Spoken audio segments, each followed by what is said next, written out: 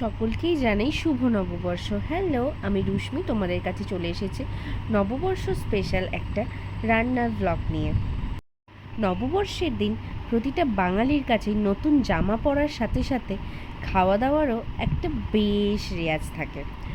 আমাদেরও ইচ্ছা ছিল বাইরে কোথাও খেতে যাব, কিন্তু ওই ল্যাথখোর বাঙালি, সেটার জলযান্ত্র প্রমাণ হচ্ছে আমি। সকালে উঠেই তাই রাজাকে বললাম আমার কোথাও যেতে ভালো লাগছে না। অ্যাকচুয়ালি এখন রেগুলারই বেরোনো হচ্ছে, তো দু একটা দিন বাড়িতে থাকতে বেশ মন্দই লাগছে না। ঘরের কাজকর্ম কত থাকে বলো তো। তাই বললাম একটু মাংসই এনে দাও।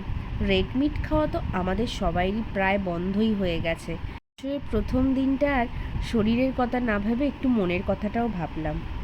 সকাল সকাল রান্না বান্না সেরে আমি চলে গেছিলাম আমার এই ছোট্ট ঠাকুর ঘরটা একটুখানি পরিষ্কার করে ঠাকুরগুলোকে নতুন জামা কাপড় পরাতে। নিজেরা নতুন জামা কাপড় হোক আর না হোক, আমার মেয়ের আর ঠাকুরের নতুন জামা কিন্তু আমি একদম ভুলি না।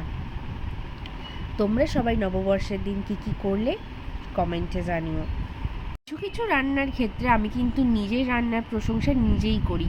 কে কমপ্লিমেন্ট দিল আর না দিল আমি কাউকে তোয়াক্কা করি না। তারাও কিন্তু চিকেন বা মাটন খেতে ভীষণ ভালোবাসে, তাই ওরটা একদম ঝাল কম দিয়েই করেছে যাতে ও একটু তৃপ্তি করে খায়। আর মাংসের সাথে চাটনির তো একটা জুড়ি মেলা ভার। মাংসর সাথে চাটনি তো চাই। আর দেখো একটু লেবু চিপে তাড়াতাড়ি গরম গরম মাংস ঝোল ভাত কেমন লাগলো নববর্ষের দিন। আর যদি ভালো লেগে থাকে লাইক কমেন্ট অ্যান্ড সাবস্ক্রাইব করতে ভুলো না আমার চ্যানেলটা। চলো আবার আসছি খুব তাড়াতাড়ি নববর্ষের সন্ধেবেলা কী কী করলাম তার ব্লগিং নিয়ে।